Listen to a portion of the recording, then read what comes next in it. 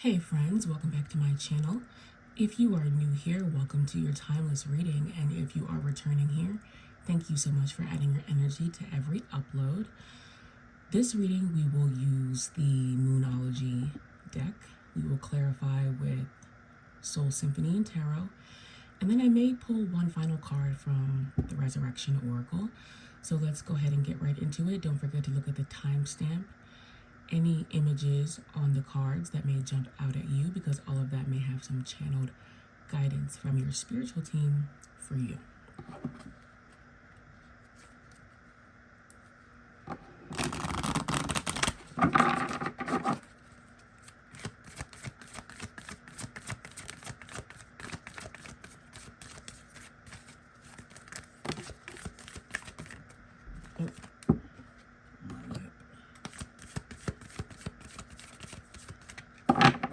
Okay, on the bottom of the deck, we have faith in your dreams. Okay, this feels really supportive from our first reading because, well, if you check that one out, there are some themes of really having to stay devoted to what it is that you want. Okay, and so on the bottom of this reading, we have faith in your dreams. Okay. It's about hold that line. Sorry, once a cheerleader, always a cheerleader. Hold that line. Okay. Your hard work is paying off. New moon in Capricorn. So you may have Capricorn placements. Look at the bigger picture. Full moon in Sagittarius. So we have Sag, Capricorn.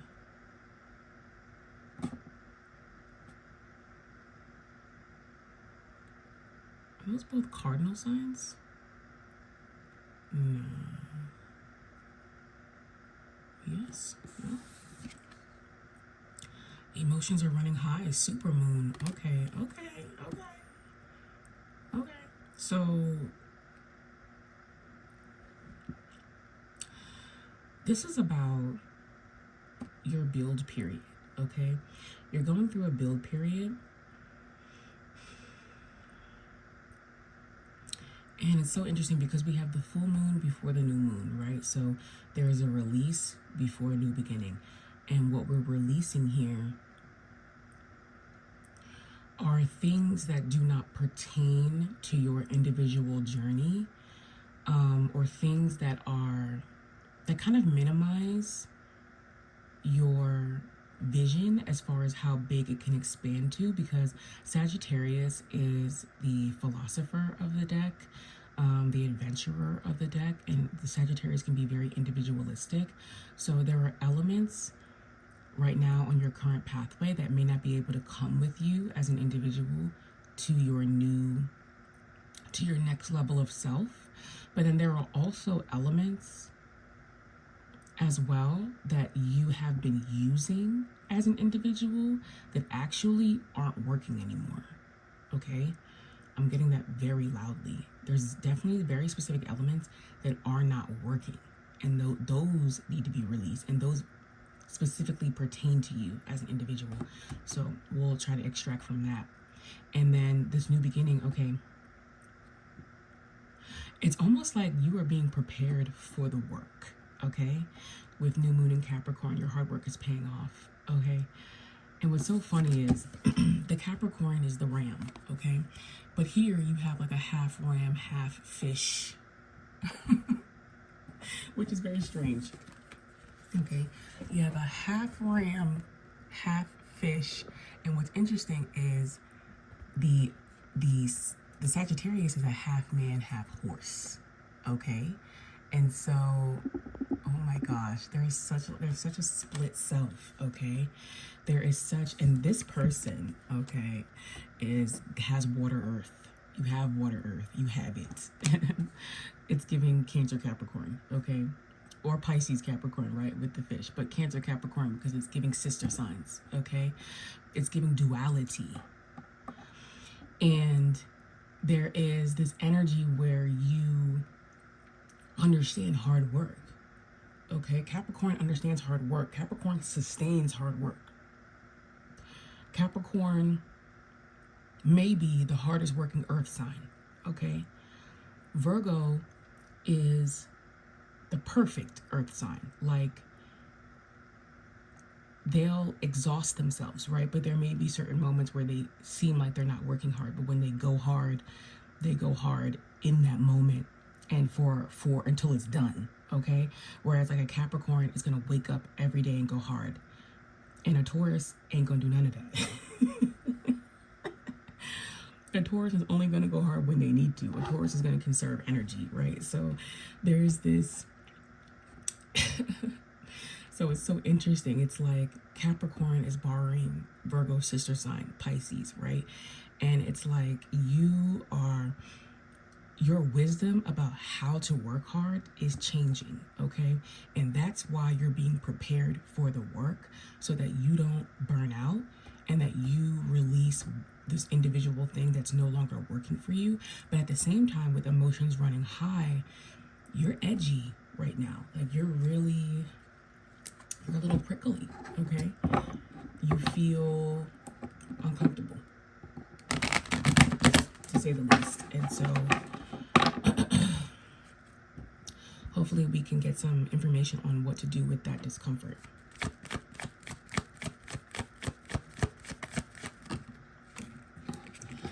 Okay, with emotions are running high, searching, thinking of you, profile creeping, blocked contact, profile searching. Okay, so part of the reasons why your emotions are running high is you're externalizing, okay? You're externalizing. You are projecting your feelings onto something or onto someone, and then you may even be trying to figure out like what's wrong with you. Like, you may be trying to figure out and there's really nothing wrong with you, right? You're going through a spiritual awakening, right?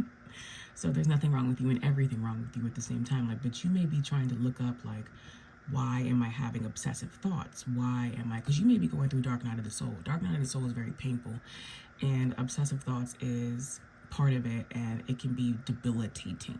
Like, you think, oh, it's just rapid thoughts. It's not like that. It is the most debilitating experience you have ever had.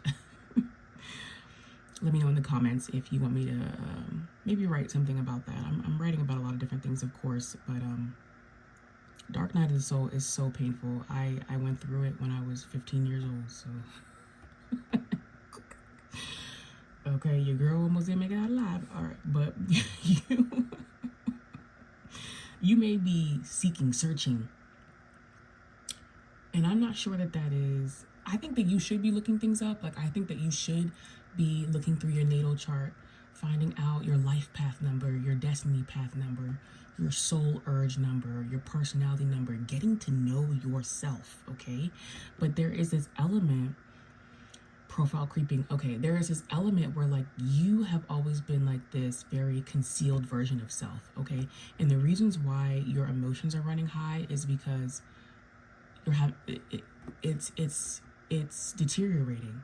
Your real self is so tired of being in the background. It's tired of being the one who looks stuff up, but not the one who does anything. It's giving very much Gemini energy. You know how Gemini says one thing and does the other, or Gemini gathers a whole bunch of information about something just to not do it. Like, that's what it's giving. And you're kind of driving yourself a little mad, okay?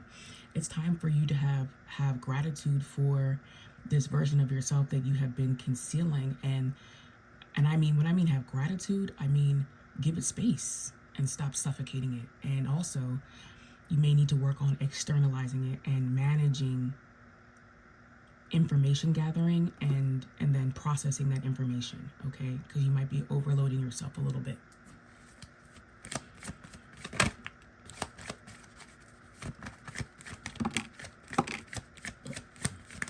Let me just finish the shit.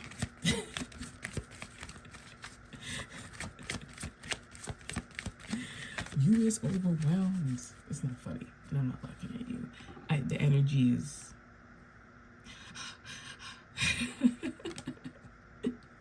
That's what it feels like. So it's just awkward inside of my body. Okay. This is for full moon in Sagittarius. Look at the bigger picture. Appreciation in the reverse position. Earth signs upright. Lifestyle in the reverse. Yes. So you're completely changing your lifestyle. And you're grounding a new lifestyle. okay?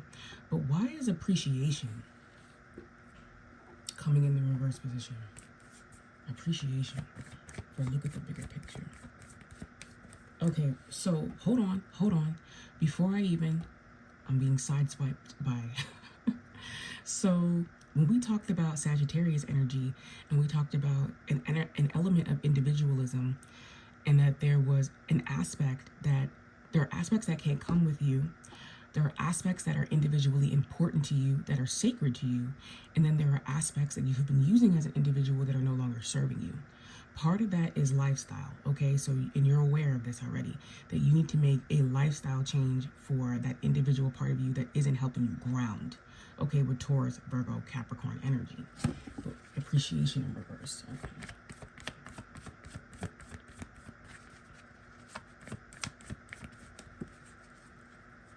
Three of Cups.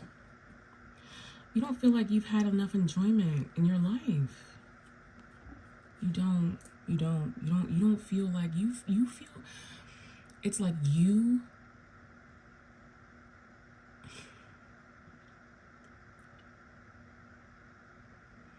feel like you haven't had a moment to appreciate your life through celebration. Like you don't, that's why appreciation is in reverse. That's the part of what you've been doing, one of the things that you've been doing as an individual that may have been survival, but it's not serving you anymore. And that's the fact that you put your own happiness on the back burner, and you think that your happiness can always be pushed back and delayed. And that is another reason why your emotions are running high. You're burnt out and tired. You're so tired of not enjoying your life and not enjoying parts of life with people that you want to enjoy with.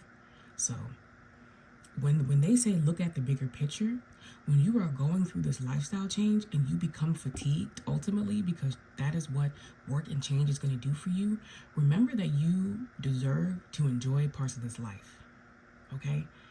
And I'll just briefly share this. Something has snapped in me recently where I'm like, I am so tired of A, being broke, and B, my content career not being my whole career, that I snapped and now I have to work every day. I'm not telling you to do this. I'm just telling you how it is affecting me, okay? And I literally said to myself, I'm going to work every day until the end of the year so that I can take time off. And so what this appreciation in reverse is giving is like, you may not appreciate this period, this weird period where you feel like there's so much change and there's so much that you're losing, but you're not really gaining, and you want to see your hard work pay off and it feels delayed, but it's like all leading up to a period where you can take a break, okay, in that Three of Cups energy and really have some space to yourself. So hold that vision of enjoyment, okay, while you're going through that, because sometimes fear consciousness can show up as anxiety about the future, okay, and anxiety about what's happening the next day, the next hour, the next minute, and you're working out fear consciousness so that you can come into secure consciousness.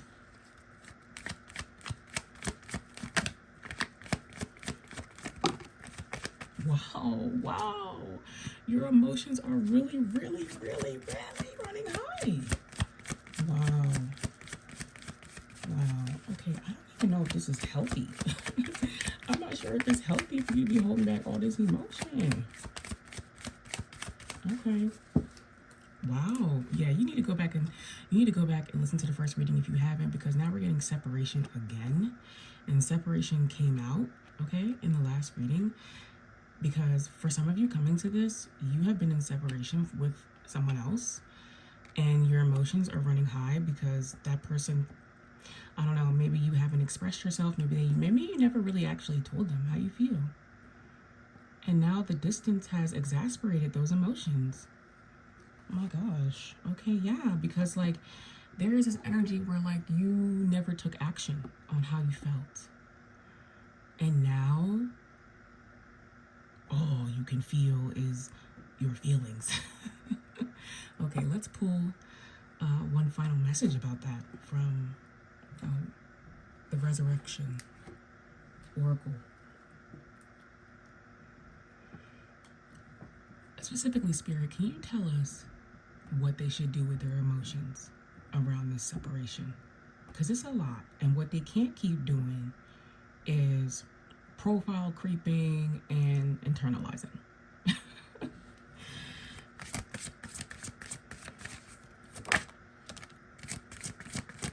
Earth, we have Earth twice, so they're definitely time to ground it. Time to ground it. Time to make them real. How do we do that, Spirit? We get one final message. How do we do that? How do we do that? Attune crown chakra. Okay. We have yin in the reverse position. So already they're like, you need to get real clear about how you feel, okay? Because you're going to ground how you feel. Awareness, faith, universal, crown chakra. Okay, you know what it is with crown chakra? Wow, look at these beauties. Capacity, persists, school. Okay, so a couple of final messages and then I'll let you go. Heavy Taurus, Virgo, Capricorn energy, right? When it comes to grounding, that can sometimes come off as vague. Like, what do they mean by ground the emotions? They mean make them real. When things just exist inside of your mind or inside of your emotional body and you don't use your voice to say them, get you a little pen and paper or type it out, what you're feeling, then they just stay inside you like a vacuum, okay? And you're at Earth School. Welcome to Earth School, okay? And you can't always protect your cabbage cart. Meaning, what you're trying to grow, you can't always protect it from the outside world. You cannot ground what you're passionate about if you don't put the seed in the soil. You're not going to grow nothing from it being inside of your brain. So that's part of the grounding, okay? And maybe that's also part of your lifestyle that you just don't share. And if you're a masculine coming to this reading, you might be like that. If you're a feminine coming to this reading where you're not secure in sharing your emotions, that's possible too, okay? But there's this energy with the crown chakra where, like, it's part of it is a lack of faith, okay? Part of it is a lack of trust in the universe. And I get that like nobody's business. Okay? But in order for you to build this trusting relationship with the universe, you have to re-trust it, okay? People always wonder, what do you do after trust has been broken in a relationship? Well, after you've had the conversation and you've called a thing and you've taken accountability, you have no choice but to re-trust it. You have to give it a chance, okay? To show up different. So, you're being asked to have faith in what you're trying to ground. And with your emotions running high around this separation, you need to ground those emotions. You need to write a letter. You need to send a message. You need to say something, okay? Because you're harboring your inner feminine energy. And there's almost like this element of spiritual, like, attunement there, because there's like this energy where you do hold back some of your feminine energy, but that's not all bad. Like, that is not all of a criticism. You actually do understand that your depth has value, okay? You might overstand it, okay? Because when it comes to this energy of separation with this person, they're not the ones that you need to withhold from. And you may be learning that difference, okay? That what you do for everybody, you may not do for this one particular situation. Okay, wow. Then on the bottom of the deck, we have request, integrate, transmute, leap. So you are going through a quantum leap, okay, to your next timeline. And in order to solidify that, you have to do some different things. I always, you're the hermit crab changing your shell, okay? You are blossoming after a painful period. You are, okay? But I always say this about quantum leap. Anytime you have a routine in your day where you do something, or a routine in your life, okay, and it randomly is disrupted, sometimes it's not happening to frustrate you. Look at all this purple, right? You're ascending, okay? 1111, and I'm proud of you, okay? But sometimes you have to allow the little changes to A, not piss you off, and B, remind you that it's because you're going through a quantum leap. So maybe expressing your emotions, not what you normally do, but in a quantum leap, you might. So my suggestion is keep your heart open, write down your emotions. Even if you don't send it to the person, get it out of your brain, okay? Use your voice, right? Use your words, because that is what we were given to make our energy flow through us, instead of getting to this place where your emotions are running high and you have this, you're building like a tsunami. You're building a tsunami of waves. You know how a tsunami pulls back, pulls back, pulls back, pulls back, pulls back, pulls back, and then it just destroys things, okay? I'm trying to help you not tsunami your emotions, okay? Just let them come out in waves, okay? And you got this, and I'm here for you, and I love you. Thank you so much for coming to this reading. If my energy resonates with you, please consider subscribing and like this video, because it helps me in the algorithm. And I will see you in my next upload.